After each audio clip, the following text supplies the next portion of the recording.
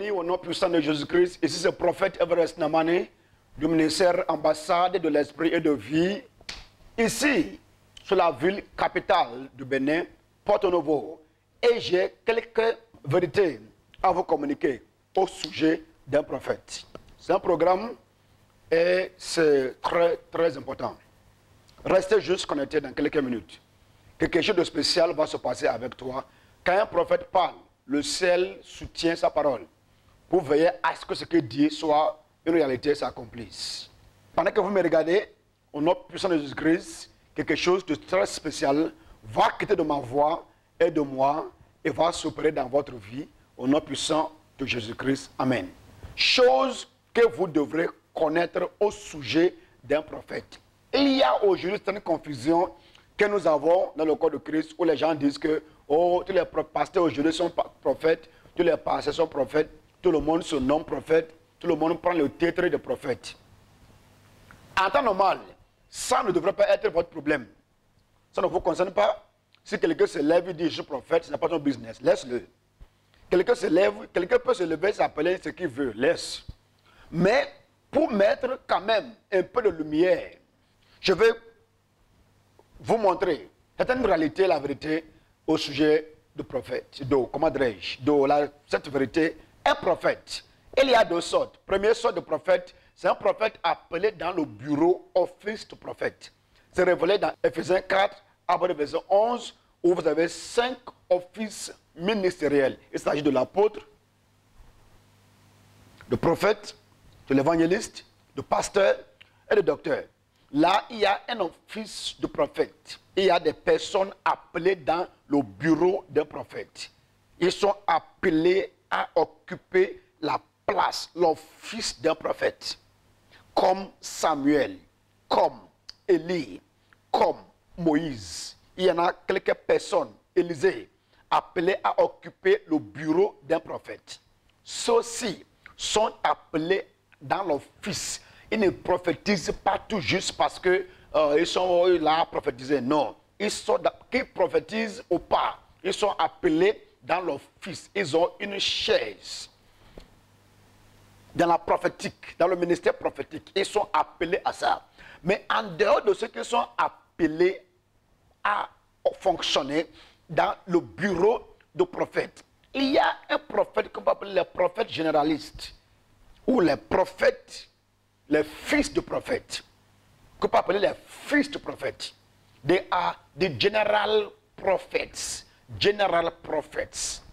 Pourquoi ils sont des prophètes? Pas parce qu'ils sont appelés à occuper l'office du prophète, mais parce qu'ils sont les fils de prophète. Le fils d'un prophète est naturellement un prophète parce qu'il a l'esprit du prophète en lui. Il a la semence d'un prophète. La semence prophétique réside en lui.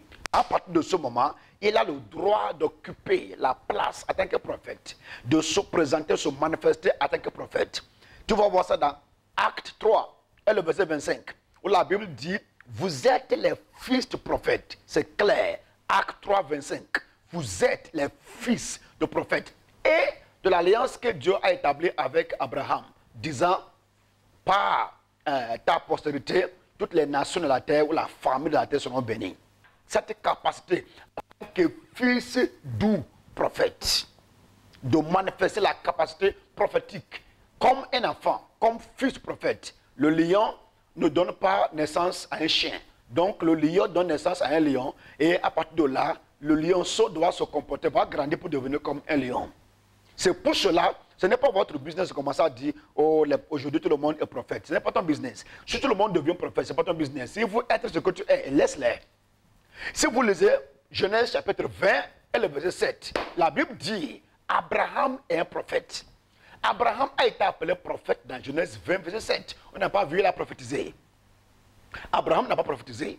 Mais Dieu lui-même, c'est un ange de Dieu qui a dit au roi Abimelech.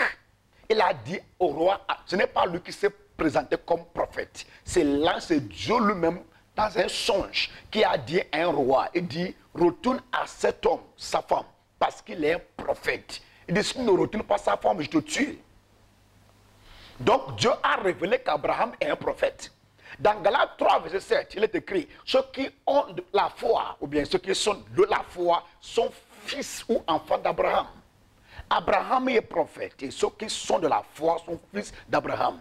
Donc nous avons tous la semence prophétique qui est à nous, et qui nous rend capables d'opérer et de fonctionner dans l'office, ou bien fonctionner comme un prophète, manifester la prophétique dans ce que nous disons, ce que nous faisons, et nos comportements doivent refléter que nous sommes prophètes. Ça, c'est la vérité. Dans 1 Corinthiens 14, et le verset 31, la Bible dit, vous pouvez tous prophétiser successivement, afin que tout soit édifié, afin que tout soit encouragé. 1 Corinthiens 14, et le verset 31, dit que vous pouvez tous prophétiser. Tous prophétiser. Ça ne fait pas de nous forcément des prophètes, parce que nous prophétisons, mais puisque nous sommes les fils, nous sommes des produits des prophètes. We are prophetic products, and therefore we have the prophetic jinx, the prophetic seed in us that make us capable to prophesy. We can prophesy. We can operate prophetically. Why? We have the seed of prophet in us. By the way, je ne veux pas rester trop long avec ceci. Je veux revenir bientôt sur ce plateforme avec mes fils et mes filles.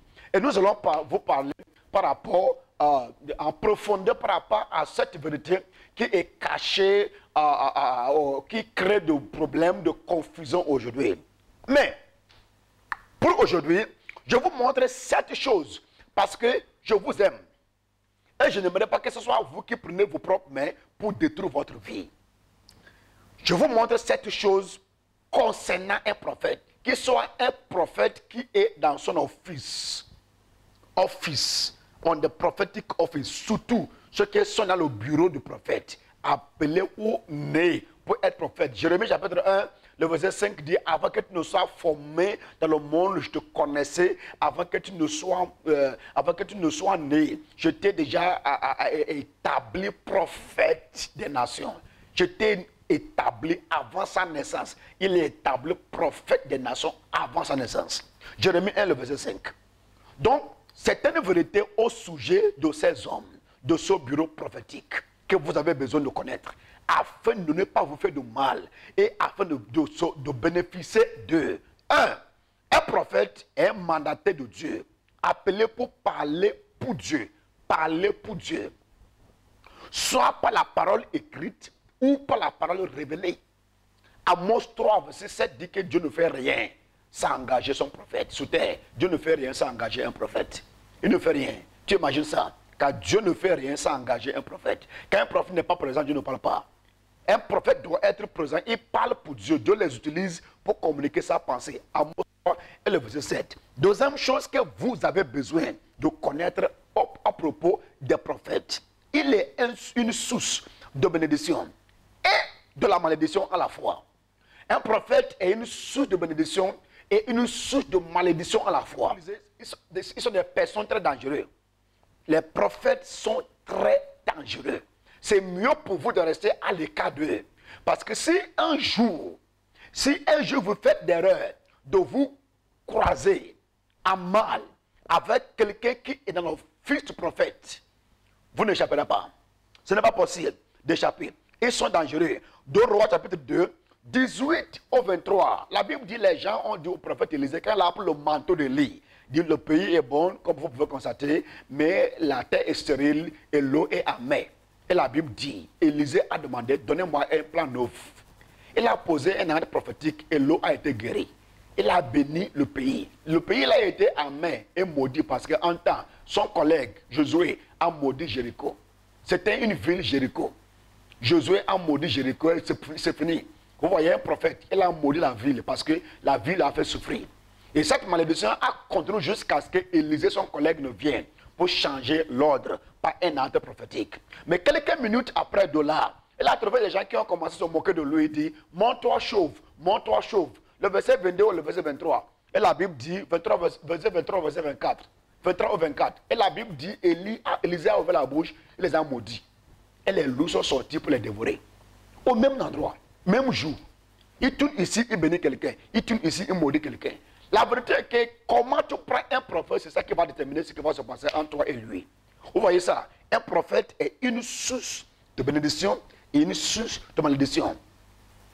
Vous le touchez, vous subissez les conséquences. 3. Je vous donne juste 3e point et je m'arrête. Jusqu'aux prochaines éditions. Vous avez forcément besoin de lui. Vous avez forcément besoin d'un prophète. La vie, ta vie est sur terre. Si tu veux être sérieux, si tu es un chrétien, si tu es un chrétien, tu as besoin forcément de se connecter à un prophète sur terre. Soit un prophète dans le bureau du prophète ou bien un fils du prophète qui a la semence prophétique en lui, qui occupe la place du prophète. Il occupe la place. Ce n'est pas sa place, mais il occupe la place. Un pasteur qui connaît sa position, un apôtre qui connaît sa position, un docteur, un évangéliste qui connaît sa position. Il a la semence des prophètes prophétiques en lui, qui le rend capable de donner une forme à la vie de quelqu'un. Vous avez besoin forcément d'un prophète. Si vous lisez le livre de Josué, Juge, chapitre 6, vous allez voir. Les gens étaient en difficulté pendant des années dans les mains des mendiants. Et ils criaient. Qu'est-ce qui s'est passé? Pendant qu'ils criaient, Dieu dit, écoute, je ne peux rien pour vous. Ce que je peux faire pour vous, c'est vous envoyer un prophète. Il a envoyé un prophète qui a annoncé la parole. Dans Exode chapitre 2 et Exode chapitre 3, les gens étaient en esclavage en Égypte et ils criaient vers Dieu. Quand les gens crient vers Dieu, il leur envoie un prophète. Vous avez forcément besoin d'un prophète dans votre vie. Pour que votre vie porte, votre vie devienne ce que... Parce que ces hommes, on dit, ils sont des porte-parole de Dieu qui utilisent soit la parole écrite pour communiquer la pensée de Dieu, ou bien utilisent la parole révélée, comme il dit, ainsi par l'Éternel. Voilà ce que Dieu veut faire, ce qui veut se passer. Quel que soit ce qu'ils utilisent, que ce soit la parole écrite ou c'est la parole révélée qu'ils utilisent pour te rendre ministère. Une chose est très sûre, si c'est un prophète droit et qui connaît sa position, si tu viens en contact avec lui, c'est obligatoire que ta vie prenne de forme. Je vous donnerai juste 3 choses que vous avez besoin de connaître au sujet d'un prophète. Et notre édition prochaine, je vous donne le reste. Vous êtes bénis.